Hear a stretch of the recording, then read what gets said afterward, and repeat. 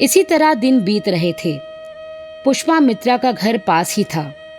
बंगाली परिवार, सुंदर गोरी सलोनी माँ, माथे पर बड़ा सा लाल टीका लगाए, कंधे पर साड़ी का पल्ला और उसके कोने से झूलता हुआ चाबी का गुच्छा।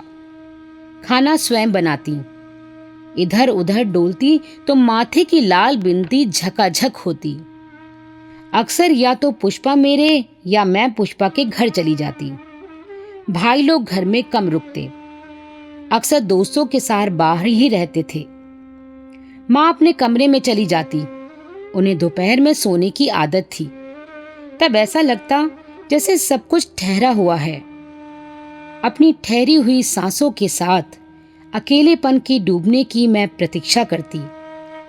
ऐसे में पुष्पा के घर का सामीप्य पाकर, उसकी माँ के शीतल स्पर्श की छांव में मन पुलक पुलक उठता, जैसे बच्चा बाल्टी में चांद का प्रतिबिंब देखकर उसे पकड़ने को हाथ फैलाता है और चांद हाथ में आते आते रह जाता है। वैसे ही कहीं भी स्नेह का स्पर्श पाने के लिए मेरे हाथ अनायास ही उस प्रतिबिंब को पकड़ने का प्रयत्न करते। माँ बहुत प्यार करती। हाँ, बाबा से उतना खुले नहीं थे। सर्दियों में दुर्गा पूजा के लिए दुर्गा मंडप जाती तो वे मुझे भी साथ ले जाती। सब पूछती, यह कौन?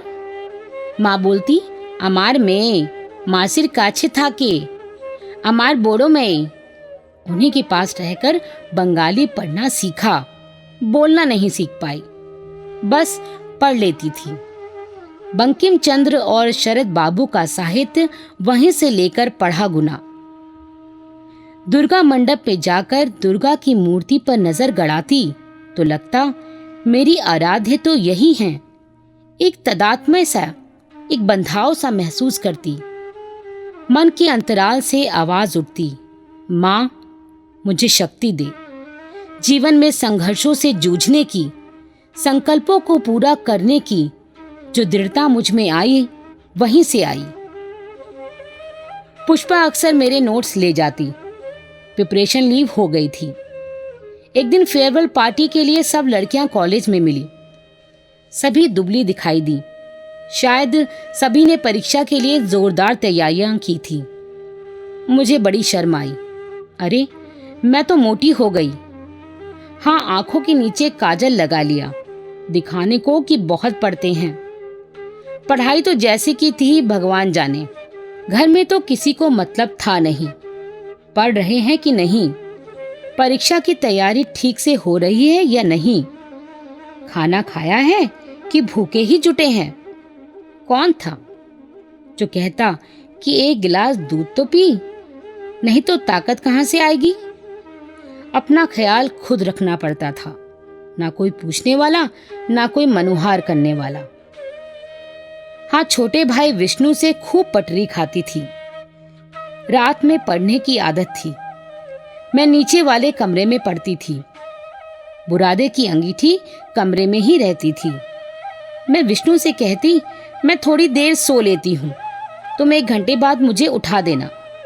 तैयारी सब है, दूध, चीनी, चाय की पत्ती, चाय बना देना और पापड़ सेक देना, नींद खुल जाएगी। वह बेचारा 1 घंटे तक घड़ी की सुइयां देखता रहता, चाय बनाता, फिर मुझे जगाता। मैं जागकर चाय पी और पापड़ खा फिर सो जाती। विष्णु खूब झुंझलाता, पता नहीं पढ़ते पढ़ते कहाँ की नींद घेरने लगती है। कभी रसगुल्ले मंगा कर रखती कि नींद आने लगेगी तो खा लूंगी, नींद खुल जाएगी। लेकिन होता यही कि जितनी देर रसगुल्ले रखे रहते, मन पढ़ाई में लगता ही नहीं। रसगुल्लों के चारों तरफ मंडराता रहता। रसगुल्ले खाकर पढ़ने बैठती तो फिर नींद आ जाती। पढ़ाई क्या खाक होती। परीक्षाएं गर्मी के दिनों में ही होती थीं। मैं भी छत पर कभी बैठकर, कभी घूम घूम कर पढ़ती थी। सामने वाले घर की छत के ऊपर बड़ी देर रात तक बत्ती जलती रहती। शायद उस घर में कोई बीए, इंटर या हाई स्कूल की परीक्षा दे रहा होगा। शायद बीए की ही परीक्षा दे रहा होगा। बस जब तक बत्ती जलती रहती, हम भी पढ़ते रहते। कि अनजाना कोई यदि इतनी देर तक पढ़ रहा है तो हम क्यों नहीं पढ़ सकते। सामने वाले की बत्ती की गर्मी देखकर मुझे भी गर्मी आती थी पढ़ने की, यानी वही अकबर बीरबल की खिचड़ी वाला किस्सा। काफी रात गए तक पढ़ने के बाद सुबह भी जब बत्ती जलती देखती तब सोचती शायद पढ़ते पढ़ते वो लोग भी सो गए होंगे या बत्ती बंद करना ही भूल गए होंगे। खैर इम्तिहान खत्म हुए, बीए का रिजल्ट आया तो पुष्पा तो फेल थी। मैं सुबह खिड़की पर खड़ी थी, तभी अपनी माँ के साथ गंगा स्नान कर पुष्पा भी लौटी। हमारे उधर सुबह सुबह बंगाली मिठाई वाला सफेद मक्खन की टिकिया, रसगुल्ले और गरम गरम समोसे बेचता था। उसी के इंतजार में मैं खड़ी थी। हमारा नाश्ता वही होता था कभी कभी। नीचे से पुष्पा ने पूछा कि क्या रिजल्ट आ गया। मैंने रिजल्ट देख लिया था किंतु उसका रोल नंबर नहीं था। उसे क्या बताती। मैंने कहा अभी पेपर नहीं आया। मंशा यही थी वो अपने घर जाकर देखे। करीब घंटे सवा घंटे बाद मैं उसके घर पहुंची। वहां घर का माहौल ऐसा हो रहा था मानो किसी की मौत हो गई हो। बाबा कमरे में चक्कर पर चक्कर लगा रहे थे। माँ अमूमन इस समय रसोई में होती थी। आज माथे पर हाथ रखे बैठी थी। फेल पास तो जीवन में ही होता ही रहता है, ऐसा मैं अक्सर सोचती थी, किंतु इतना खौफनाक असर मैंने पहली बार देखा। शायद उस मध्यम वर्गीय परिवार ने जिसमें बाप एक कलेक्टर था, भाई पढ़ रहा था और 2 छोटी बहनें थीं, अपनी बड़ी बेटी से बड़ी बड़ी आशाएं लगा रखी थी कि परीक्षा पास करने के बाद गृहस्थी की गाड़ी चलाने में अपने बूढ़े बाप की मदद करेगी या फिर कम से कम उसकी शादी की फिक्र तो नहीं करनी पड़ेगी। कहीं ना कहीं ये नौकरी कर लेगी और इस प्रकार खाली बैठी लड़की जवान होते नहीं दिखाई पड़ेगी। पर सपनों के ताजमहल बनते बनते पहली ईंट ही सरक गई। मैं भी क्या कहती, शब्द सहानुभूति के कम पड़ रहे थे। मौन सांत्वना ही संबल थी।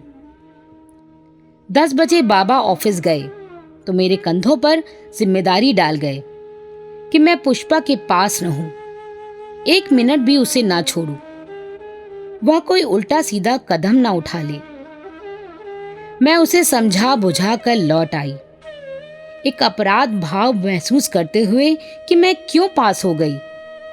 दोपहर दोबारा उसके घर पहुंची तो देखा वह लेटी है।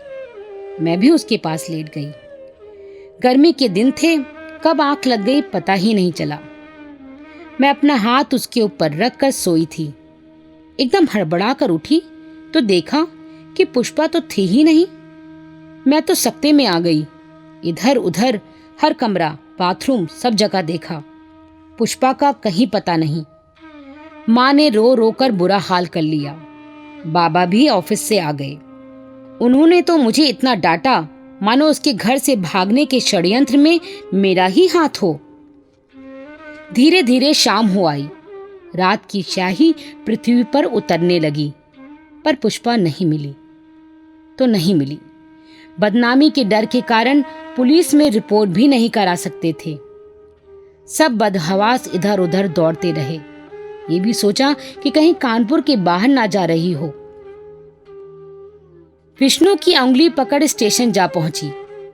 पुष्पा तो क्या मिलती, घबराहट में एक ऐसे व्यक्ति से टकरा गई जो भाई जी के दोस्त थे। वे रेलवे में नौकरी करते थे। देखते ही प्रश्नों की झड़ी लगा दी। कहाँ जा रही हो, अकेली क्यों हो, किसको लेने आई हो, आदि आदि। मेरे उत्तरों पर उनके चेहरे की प्रतिक्रिया ऐसी थी जैसे मैं उनको बुद्धू बना रही हूं। बड़ी संदिग्ध नजरों से मुझे देखते हुए चल दिए। मुझे ऐसा लगा मानो वे सोच रहे हो कि मैं कहीं घर से भागकर तो नहीं जा रही। निराश हताश गहराते अंधेरे में मैं घर लौट आई। देखा तो पुष्पा आ गई थी। बड़ा गुस्सा आया, पर मैं अपना गुस्सा पी गई। अब तक कहाँ थी, कैसे आई? प्रश्नों के उत्तर में उसने बताया कि उसे स्वयं पता नहीं कि क्या हो गया था। एकदम घर से निकलकर नहर के किनारे किनारे चलकर घर से बहुत दूर निकल गई और फिर पुल के नीचे गंगा घाट पर जाकर बैठ गई। माथा घुटनों के बीच में दिए हुए वह जान देने गई थी, डूबकर मर जाने के लिए। फिर माँ का ख्याल आया, बाबा की झुकी कमर और छोटी बहन का चेहरा जो अपनी बड़ी बहन की ओर सपनों का संसार बसाए देख रही है। आशाओं के कितने कितने पुल, अरमानों के कितने संसार वह नष्ट करेगी। बस यही सब सोचते सोचते कब रात हो गई उसे पता ही नहीं चला। भूखी प्यासी वह बैठी थी। शाम का धुंधलका रात की गहराई में बदलने लगा था। तभी एक सिपाही ने उसे देख लिया। वह भला आदमी था। शायद उसके बच्चे भी किसी इम्तिहान में बैठे थे। उसने पुष्पा से कुछ पूछा। उसके उल्टे सीधे जवाब सुनकर उसे शक हो गया कि लड़की कुछ अनहोनी करने पर तुली है। फूलबाग और चौराहे तक वह अपनी साइकिल पर बैठाकर उसे लाया। वहां से रिक्शे में बिठाया और रिक्शे वाले को हिदायत दी कि घर तक छोड़कर आए। ये भी कहा कि वह चौराहे पर खड़ा होकर रिक्शे वाले की प्रतीक्षा करेगा। यह घटना कोई नई घटना नहीं थी और न केवल पुष्पा के साथ ही घटी थी। आज भी परीक्षा के रिजल्ट आने के बाद अक्सर ऐसी घटनाएं अखबारों में पढ़ने को मिल जाती हैं। क्यों होता है ऐसा? फेल और पास दो ऐसी बातें हैं जिनमें से एक ना एक को तो होना ही है। व्यक्ति या तो फेल होगा या पास। सभी पास भी नहीं हो सकते। किसी ना किसी को फेल भी होना है। तब फेल होने वाले बच्चे ऐसी बातें क्यों सोचने लगते हैं? कारण यह है कि माँ बाप बच्चों के मन में ये भावना भर देते हैं कि जैसे परीक्षा में पास होना ही उनके जीवन का चरम लक्ष्य है।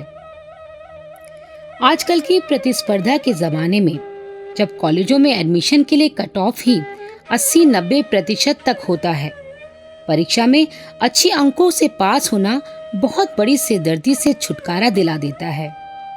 फिर बच्चे की साल भर की मेहनत, माँ बाप का खर्च, कई कारण हैं जो अनावश्यक रूप से बच्चे के जहन को आक्रांत किए रहते हैं। माँ बाप भी गलत नहीं हैं, फिर भी इस हद तक बच्चों पर यह भावना हावी नहीं होने देनी चाहिए। पूरे वर्ष उनकी पढ़ाई की देखभाल, उनको रास्ता दिखाना, कमजोर विषयों के लिए अधिक सुविधाएं प्राप्त कराना, ये सब माँ बाप का दायित्व है, कर्तव्य है। उसके बाद बच्चों में ये विश्वास पैदा करना भी माँ बाप का ही धर्म है कि भाई तुमने मेहनत की है, अपना कर्म किया, अब फल तुम्हारे हाथ में नहीं है। फल की सिद्धि के लिए केवल मेहनत ही पर्याप्त नहीं है, प्रारब्ध भी कुछ अंशों तक अपना पार्ट अदा करता है।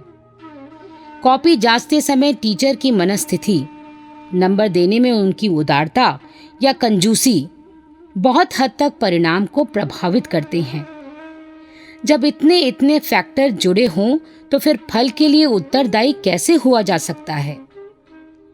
हाँ, यदि उसने कर्म नहीं किया होता, पूरे साल मौज मस्ती मारी होती और पढ़ाई लिखाई में बिल्कुल ध्यान नहीं दिया होता, तो वह बहुत अंशों तक जिम्मेदार था। किंतु जब उसने पूरी मेहनत की है तो उसे परिणाम भगवान पर छोड़ देना चाहिए।